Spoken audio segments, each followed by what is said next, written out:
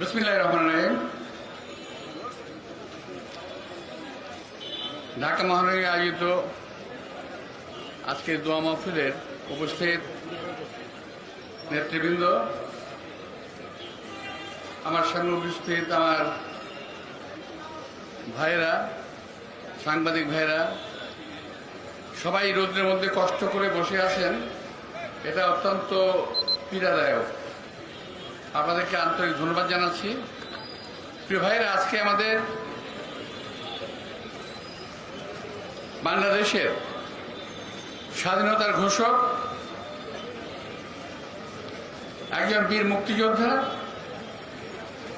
যিনি স্বাধীনতার ঘোষণা দিয়েই ক্ষান্ত হন নাই, তিনি নিজে যুদ্ধক্ষেত্র থেকে যুদ্ধ করেছেন। অন্যান্য সেক্টর কমান্ডাররা ভারতে বসে যুদ্ধ পরিচালিত করেছেন, কিন্তু একমাত্র আমাদের শহীদ রাষ্ট্রপতি, স্বাধীনতার বীর ঘোষক জিয়াউর রহমান সাহেব বাংলাদেশের অভ্যন্তরে সিলেটে উনি যুদ্ধ করেছেন সরাসরি নিজে। আজকে অনেকে গাত্র দেওয়া হয়, জিয়াউর রহমান সাহেবের নাম শুনলেই গাত্র দেওয়া হয়, কারণ যেই কাজটা তাদের করার কথা ছিল ওই কাজটা জিয়াউর রহমান সাহেব করেছে। এটা জিয়াউর রহমান সাহেবের অপরাধ। প্রিয় ভাইরা, আজকের দিনে পরম দয়ালু করুণাময় আল্লাহ তাআলার কাছে আমি তার আত্মার মাগফিরাত কামনা করছি। আল্লাহ তাআলা তাকে যেন বেহেশত নসিব করেন। সংক্ষিপ্ত রাষ্ট্র পরিচালনার ইতিহাস, শহীদ রাষ্ট্রপতি জিয়াউর রহমানের মাত্র 3.5 বছর। এই 3.5 বছরে উনি বাংলাদেশকে যা দিয়ে গিয়েছেন,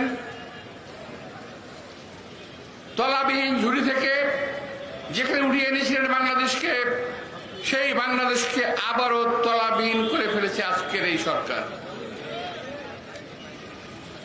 সেই বাংলাদেশের আজকেও তলাবিহীন ঝুড়ি করে ফেলেছে এই সরকার।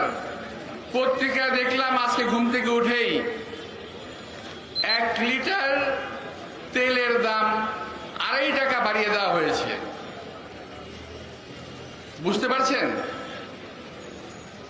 1 লিটার তেলের দাম যদি 2.5 টাকা বাড়ায়, এমনি তো দ্রব্য মূল্যের ঊর্ধ্বগতি, মানুষের নাবিশ্বাস উঠেছে। আর 2.5 টাকা তেলের দাম বাড়ানোর অর্থ হলো সকল জিনিসের দাম বেড়ে যাওয়া। কতগুলো জিনিস আছে, বিদ্যুৎ, তেল, এগুলোর দাম বাড়ানো হলে এটা একেবারে মানুষের শিরায় শিরায় প্রবেশ করে, গিয়ে প্রতিটা জায়গায় একটা এফেক্ট করে। তো ওই বাংলাদেশের এত দুরবস্থা কেন? এই বাংলাদেশ আজকে লুটেরাদের রাজত্ব কায়েম হয়েছে। বাইরে আগে শুনতাম বর্গীরা দেশে আসতো, লুট করে চলে যেত। এখন বর্গীরাই ক্ষমতায় বসে গেছে।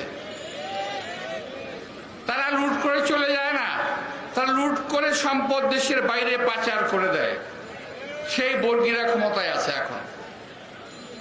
ভাইরা, আজকে এতদিন পরেও যারা একসময় বলেছিল শহীদ রাষ্ট্রপতি জিয়াউর রহমান নাই, বিএনপিও নাই, যারা ভাবে বিএনপি নাই কিংবা থাকবে না, তাদের মুখে ছাই দিয়ে বিএনপি আল্লাহর রহমতে টিকে আছে এবং বিএনপি টিকে থাকবে আজীবন। বিএনপি মানুষের মননে মগজে টিকে আছে, টিকে থাকবে এবং ইনশাআল্লাহ এই দেশকে সকল রকম বালা মুসিবত বিপদ থেকে রক্ষা করবে। বিএনপির হাতেই একমাত্র বাংলাদেশের স্বাধীনতা নিরাপদ, কারণ এই বিএনপির প্রতিষ্ঠাতা শহীদ রাষ্ট্রপতি জিয়াউর রহমান, যিনি দেশকে স্বাধীন করেছিলেন। সুতরাং এই একমাত্র বিএনপি একটা দল যার হাতে দেশের স্বাধীনতা, সার্বভৌমত্ব নিরাপদ। অন্য কোনো দলের হাতে স্বাধীনতা, সার্বভৌমত্ব নিরাপদ নয়। প্রিয় ভাইরা, আমি আবারও আন্তরিক শুভেচ্ছা জানিয়ে এবং শহীদ রাষ্ট্রপতি জিয়াউর রহমানের আত্মার মাগফিরাত কামনা করে বক্তব্য শেষ করছি। খোদা হাফেজ। বাংলাদেশ জিন্দাবাদ। আসসালামু আলাইকুম।